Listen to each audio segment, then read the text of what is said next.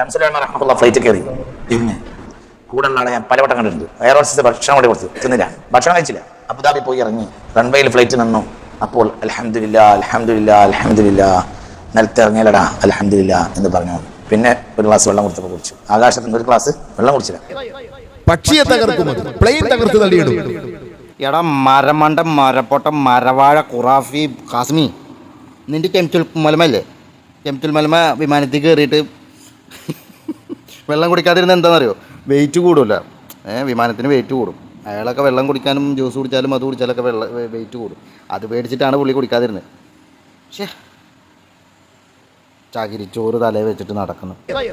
പക്ഷിയെ തകർക്കുന്നത് പ്ലെയിൻ തകർത്ത് തള്ളിയിടും. ചിറക് വിടത്തും ചിറക് കൂട്ടിപ്പിടിച്ചും പറന്നു പോകുന്ന പറവകളെ കണ്ടിട്ടില്ലേ? മാ യുംസിക്കുഹുന്ന ഇല്ല റഹ്മാൻ, റഹ്മാനായ അല്ലാഹു അല്ലാതെ അത് നിലത്ത് വീഴാതെ ആ പറവയെ നിലനിർത്തുന്നത് ആര് മാത്രം? അല്ലാഹു മാത്രം. കാസ്മി ഇപ്പോൾ പറഞ്ഞിട്ടുണ്ടല്ലോ, കാസ്മി ഇപ്പോൾ പറഞ്ഞത് ഇത് പകരേനെ വിളിച്ചിട്ടൊന്ന് പറഞ്ഞു കൊടുക്കുക. അതിനെ സ്പെഷ്യലായിട്ട് വിളിച്ചിട്ട് ഇരുത്തിയിട്ട് പറഞ്ഞു കൊടുക്കണം ഈ സംഭവം കേട്ടാ.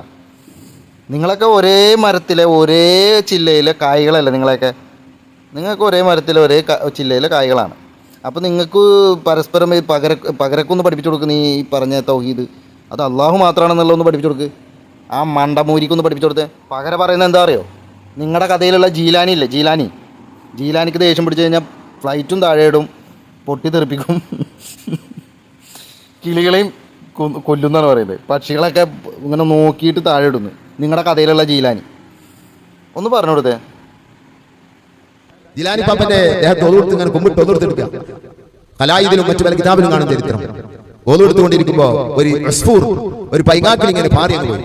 അപ്പോ അത് കാട്ടിച്ചപ്പോ ജിലാനി പാപ്പന്റെ ഖമീസിലേക്ക് അത് ആയിപ്പോയി. നജസാണല്ലോ. അത് അവര് വലിയ മഹാന്മാരാണ്. ആയപ്പോ പെട്ടെന്ന് തന്റെ മനസ്സിൽ വിഷമം കൂടി. നമ്മള് നിസ്കരിക്കാൻ വേണ്ടി പോകുമ്പോ വല്ല ജന്തുക്കളും നമ്മളെ ഡ്രസ്സൊക്കെ കാട്ടിച്ച് നമുക്ക് വിഷമല്ല. ഒറ്റ നോട്ട ഈ അസ്ഫൂറിലേക്ക് ദേഷ്യത്തോട് കൂടെ നോക്കിപ്പോയി, ചത്തുന്നു വീണു. അതാണ്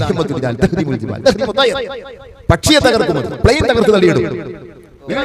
പക്ഷിയെ തകർക്കുന്നത് പ്ലെയിൻ തകർത്ത് തള്ളിയിടും. പക്ഷിയെ തകർക്കുന്നത് പ്ലെയിൻ തകർത്ത് തള്ളിയിടും. ഇപ്പൊ എങ്ങനെ ഇരിക്കുന്നു? ഇനി കാസിമി പറയട്ടെ ഇമാതിരി കഥകൾ. ഞങ്ങൾ വേണ്ട, നിങ്ങളുടെയൊക്കെ കഥയിലെ ജീലാനി ചെയ്ത പരിപാടി ഉണ്ടല്ലേ, ഫ്ലൈറ്റും താഴെ ഇടും, പക്ഷീനെയും താഴെ ഇടും, എല്ലാം നമ്മൾ താഴെ ഇടും. ഒന്നിനും നമ്മൾ അനുവദിക്കൂല പറക്കാൻ. എന്തൊരു ഖുറാഫികളാണ് ഇവന്മാർ. ഒരു മുട്ടുസൂചിൻ്റെ തലയിൽ തോണ്ടിയെടുക്കാൻ പോലും തലച്ചോറില്ല ഇവന്മാർക്ക്. കേട്ടിരിക്കാൻ കുറേ കൗമീങ്ങളും ആമീൻ പറയാൻ, മാഷാ അല്ലാഹ് പറയാൻ.